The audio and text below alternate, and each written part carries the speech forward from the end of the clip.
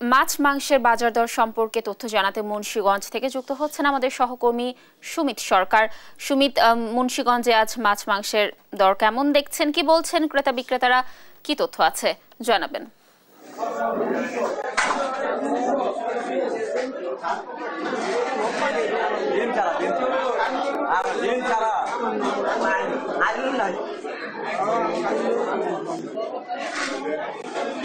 হ্যাঁ, 2 দিন হয়েছে আসলে ঈদ গেল।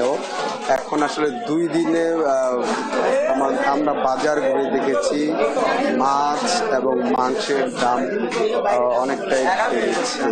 যেমন মাংসের গরুর মাংস আমরা 2 দিন আমরা খোঁজ নিয়ে জেনেছি যে আসলে বাজারে কোথাও গরুর মাংস কসাইরা বিক্রি করছেন না, তবে মুরগির দাম কিছুটা বেড়েছে।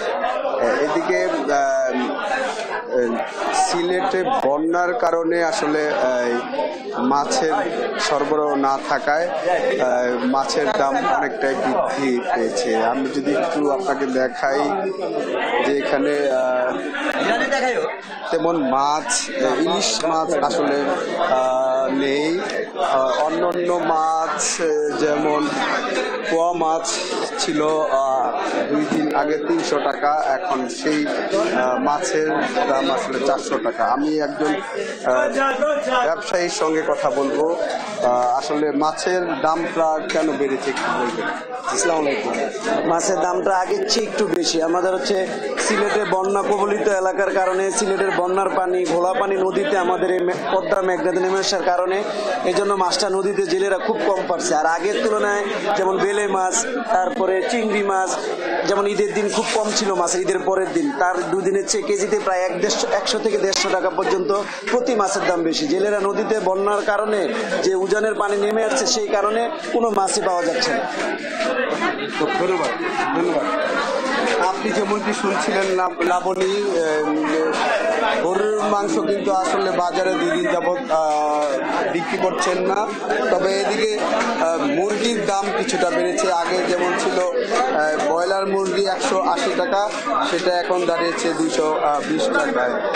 সোনালী মুরগির দাম ছিল 280 টাকা, সেটি 20 টাকা বেড়ে 300 টাকায় দাঁড়িয়েছে।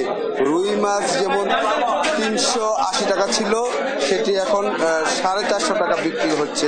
ইলিশ মাছ একেবারে বাজারে নেই বললেই চলে, সেখানে প্রায় 200 টাকা, আগে ছিল 1400 টাকা, এখন আসলে 1600 টাকা বিক্রি হচ্ছে।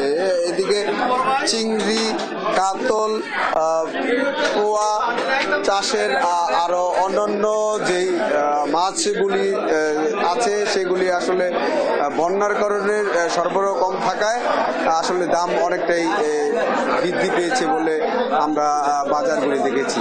এই ছিল মুন্সিগঞ্জ বাজার থেকে আমার কাছে সর্বশেষ।